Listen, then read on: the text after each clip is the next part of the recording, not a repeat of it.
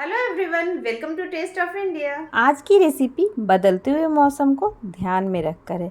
Immunity बढ़ाने के लिए, मौसमी बीमारियों से बचने के लिए, इन्फेक्शन से लड़ने के लिए और एंटीऑक्सीडेंट्स की कमी को पूरी करने के लिए विटामिन सी, फाइबर, हीमोग्लोबिन और आयरन को बढ़ाने वाली carrot apple ginger garlic soup की रेसिपी शेयर कर रही हूँ आपसे, जो काफ़ी हेल्दी होगा। क्योंकि कैरेट एप्पल और कॉर्न इन सभी में विटामिन सी की प्रचुर मात्रा होती है, फाइबर भरपूर होता है, इम्यूनिटी, आँखों, स्किन, दिल के लिए और वजन कम करने में फ़ायदेमंद है।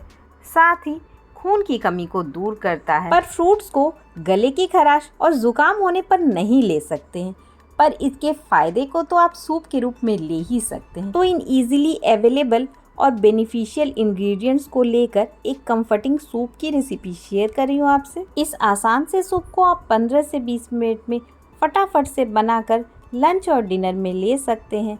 रेसिपी अच्छी लगे तो लाइक और शेयर करें, चैनल पर नए हैं तो सब्सक्राइब कर लें। शरीर में गर्माहट और तरोताजगी देने वाले इस सूप को प्रिपेयर करने के लिए गाजर और सेब की छोटी छोटी टुकड़े कर लें। फिर एक कढ़ाई को आंच पर चढ़ाएं और इसमें चौथाई चम्मच के करीब बटर डालें। यहाँ पर बारीक कटी लहसुन और बारीक कटी अदरक डालें। लहसुन और अदरक डाइजेशन के लिए अच्छा है, कोल्ड और कफ से प्रिवेंट करता है, साथ ही बॉडी से टॉक्सिन्स को भी बाहर निकालता है। धीमी आंच पर लहसुन अदरक का कलर चेंज होने के पहले तक फ्राई करें। फिर एक दालचीनी का टुकड़ा और कुछ काले मिर्च के दाने, साथ ही एक तेज पत्ता डालें और धीमी आंच पर आधा मिनट और फ्राई करें। ये खड़े मसाले सूप को अच्छा फ्लेवर देने के साथ साथ फ्लेवर को बैलेंस भी करते हैं। मसाले अच्छे से फ्राई हो चुके हैं पर जले नहीं हैं, इसका ध्यान रखें। आधी चम्मच हल्दी पाउडर डाला है मैंने। आपके पास कच्ची हल्दी हो तो उसे भी कद्दूकस करके इस्तेमाल कर सकते हैं। हल्दी का कच्चापन निकलने तक फ्राई करें। फिर बारीक कटी गाजर और छील कर कट किया हुआ सेब डालें, क्योंकि सेब में कभी कभी वैक्स लगा होता है। उबाल कर रखा हुआ स्वीट कॉर्न डालें, जो सूप को गाढ़ापन देने के साथ साथ हेल्थ बेनिफिट्स भी देता है।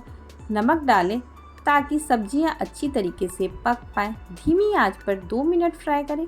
फिर गर्म पानी यहाँ पर 1.5 लीटर के करीब डाला है मैंने, जिससे सब्जियां पक जाएंगी। उबाल आने लगे तो बारीक कटी धनिया पत्ती डालें, जो इसके फ्लेवर को इन्हेंस करती है। धीमी आंच पर इसे तब तक पकने दें जब तक पानी उबलकर आधा न रह जाए। 10 मिनट में अच्छी तरीके से पककर रिड्यूस हो चुका है तो आंच बंद करें और इसे छन्नी में छान लें। ठंडा होने के बाद इसमें से तेज पत्ता और दालचीनी को निकालकर अलग रखें और बची हुई सब्जियां जो छन्नी के ऊपर है को काली मिर्च के दानों के सहित ही मिक्सी की जार में डालकर बारीक प्यूरी बना लें। अब सेम कढ़ाई में सब्जियों को छान कर रखा हुआ सूप का पानी और प्यूरी दोनों को कढ़ाई में एक साथ डालें। आंच ऑन करें और मिक्सी के जार में थोड़ा और पानी डालते हुए इसकी कंसिस्टेंसी एडजस्ट करें।